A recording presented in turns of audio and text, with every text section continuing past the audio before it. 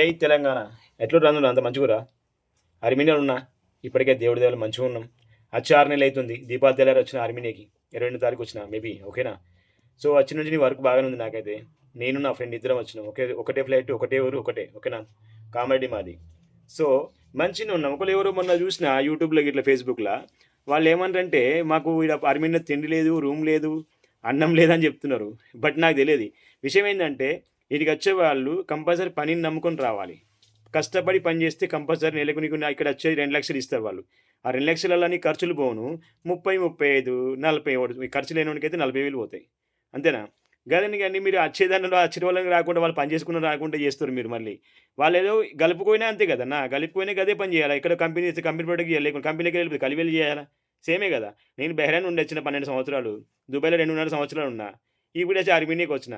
ఇట్లా మీరు అర్థం చేసుకోవాలి గానీ గ్రూప్‌లో అందరు పెట్టి యూట్యూబ్‌లో పెట్టుకుంటే పాపం వచ్చేవాళ్ళకి కూడా బతికేటోడు కష్టపడోడే చేసుకుంటాడు. ఈడేం చేస్తాడు కష్టపడేవాడు? ఎక్కడేం చేస్తాడు?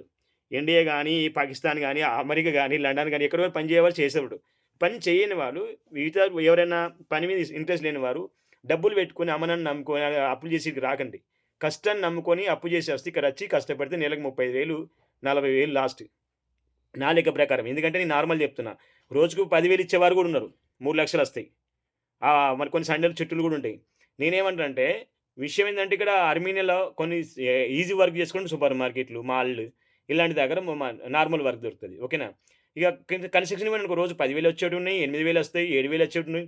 రకరకాలున్నాయి అవి. సరేనా? ఇది నేను చెప్పాల్సింది మీకు. ఏదైనా నచ్చితే రండి అర్మీనియాకి. రావద్దని చెప్పట్లే. అర్మీనియాలో బాగుంది. అన్నం లేదని కాదు. మీ బిర్యానీ తింటా నేను. నేను తినే బియ్యము నెలకి 9,000 తీసుకుంటే 10 కిలోలు వస్తాయి అవి. ఓకేనా? 9,000 10 కిలోలు తీసుకొచ్చుకుంటా. అన్నం రొట్టెలు చేసుకుంటా, చికెన్, మటన్ అనుకున్నప్పుడల్లా బిర్యానీ చేస్తా నేను. ఓకేనా? Thank you.